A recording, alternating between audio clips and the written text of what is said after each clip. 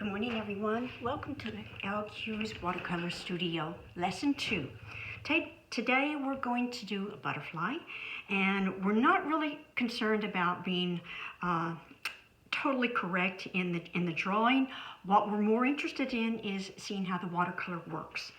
Okay, this is one that I started before, and I wasn't able to upload the video, so I'm redoing this. So I would like you to start with 140-pound paper today.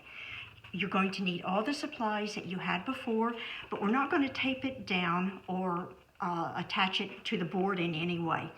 And one thing important to remember is that watercolor, when you use it, you can use both sides. This is something that I had started before. I didn't like how it was turning out, so I decided to use the other side. Also, you don't need to use a full-size piece of paper. You can cut it, you can tear it, any way you want. Now, what we're going to do is we're just learning about how to control the watercolor paint. So we're just going to do a very simplistic butterfly, and you can use utensils from the kitchen, cups, lids, whatever. So we're going to start with the edge of the butterfly wing, and we're going to start almost here in the middle and go all the way around to the other side. I'm going to leave a little space in between for the body, and again position it kind of close to the other semicircle. Go to the other side. Now we need to finish off the wings, so you might want to come up a little bit and make it look a little bit more organic, and then come back here and anything you want. Okay, so here we're going to go back up here, try to make the one side look like the other. Okay, now I need to erase a little bit.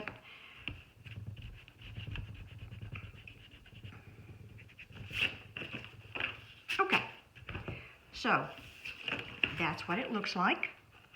Okay, now we're going to put a little log shape here in the middle. That's where the body's going to go. And a little bit bigger for the head. And then there's going to be antennas, which you can just add with watercolor paint. You don't need to draw those in unless you want to. Okay, so I will paint upside down for you so you can watch.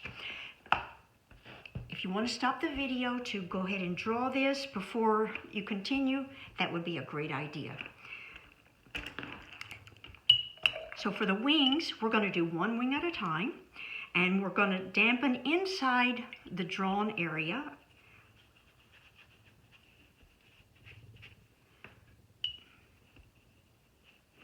You're just going to put water on the inside, and one important thing to remember is that watercolor will only go, unless you have really saturated the paper, where you have put the water.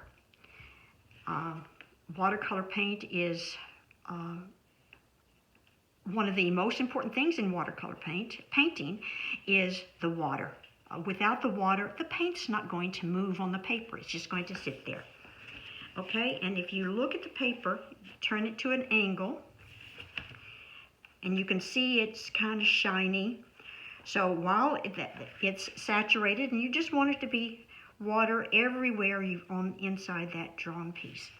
So now you need to think about what colors you want to use. Now you need to prep your palette again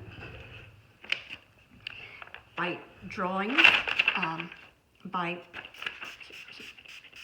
moistening all of the little pockets with water. Okay, I think I want, for the one I did before, I did purple and orange. How about red? Let's do some red, so I'm going to get the red ready. So I go into my watercolor palette, and my palette's a little bit dirty here. Just with paint, not anything else. And sometimes I use that leftover paint, especially if I'm working on something. I might need some of those colors. So, all right, so we have red. Now you don't want too much water in your brush. Dab the red, get the red all ready. So what other color are we going to use other than red? Okay, rinse your brush. Take the moisture out on a sponge. And it's good if you have 2 containers of water, because that way you'll always have clean water, okay? So what other color?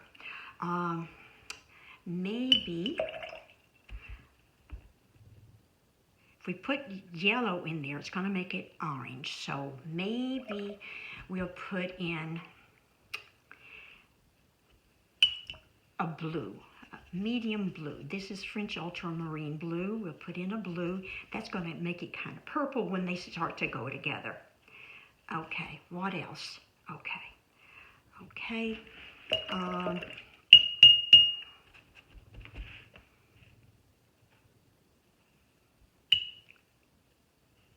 You may do a purple, but we're going to leave the purple for the moment. Just going to leave that.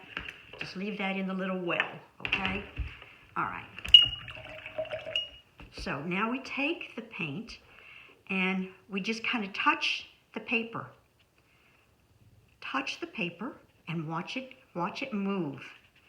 Now, if it's not moving, it means that it needs more water on the surface. So you just need to put a little bit more water in your brush. All right, so let's get some blue. I rinsed it out, rinsed out my brush. Now watch how that is going together. Isn't it fun to watch it move? Okay. Just touch the paper and let the watercolor do its work. Now, take your paper and tilt it.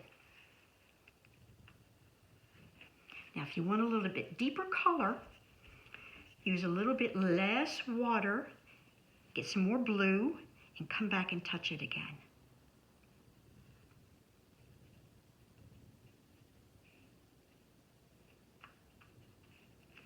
Okay, I want a little bit on the tip there. And we're going to try to make each wing similar, all right? All right, I'm going to have a tiny bit of purple. Put a little bit of purple up here to see how it, oh, look at the blue go there.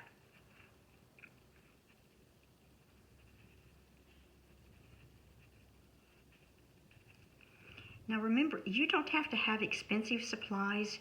You can do all of this with almost any kind of paper. You can't be as wet with some of the like copy paper or even a 90-pound paper.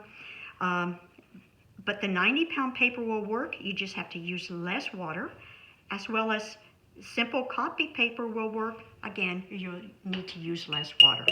Okay, that's one wing.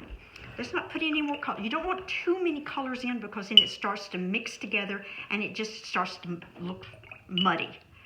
So let's do the other wing.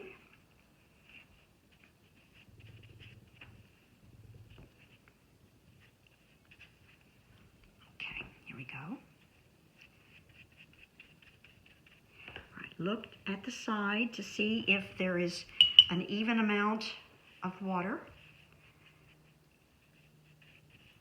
Okay, we started with the red before, so take your brush, make sure it has clean water in it, dampen and dab it a little bit on the sponge or the paper towel or cloth, and we use red.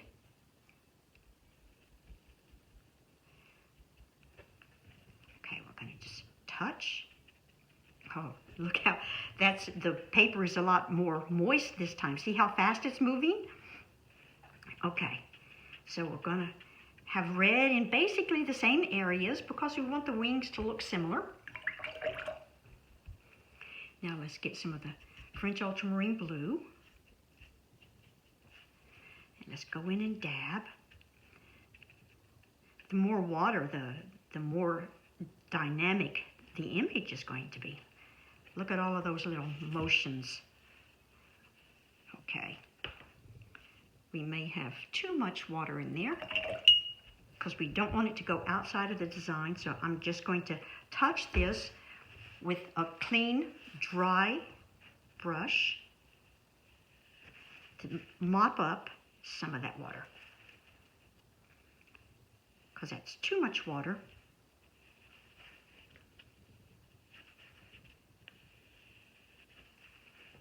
Okay, now a little bit more blue.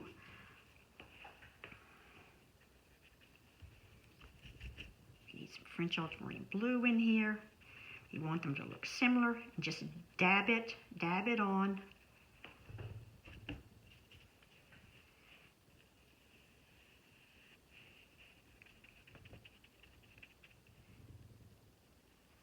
We're letting the watercolor do the painting for us. Okay? Now, a little bit of purple. We put a little bit of purple in here and in here. And then while it's still wet, we can go back in and add color in there if we want. We want these to look similar. Went outside of the line there, that's okay. Make the other side look equal. All right, a little bit more over here.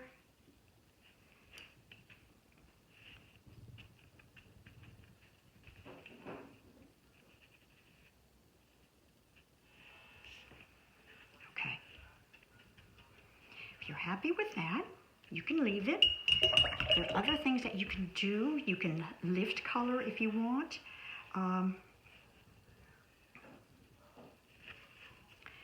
We'll save that for another time.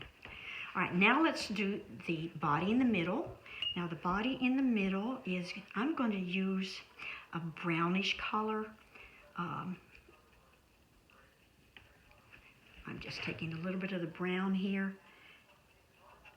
And I don't want to make it too dark because I'm going to touch, where it's going to touch the wings, it's going to bleed a little bit, and that's okay. That gives it some interest, gives it also some form, some shape.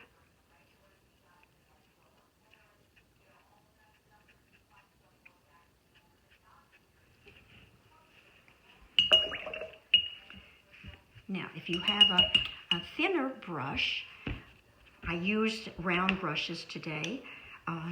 If you have a smaller round brush, I'm going to use a dark brown. And you don't want this to be very dark, very much water in your brush. See, you see a lot of the pigment there. Just twirl your brush to get a nice point. And then you come up here to make the antenna. And over here to make the antenna, a little knob on the end. And that is finished. Now, as it's starting to dry, you can drop water in. On this other one that I did, I have little droplets of water, and that gives it a very organic look and more natural look. You can do the same type of thing on this one. And the way in which I do that is just to take a smallish type brush. As it's drying, clean water on your brush, and this time don't take the water out, and just drop the water in a couple of spots, not too many, and leave it and watch it move.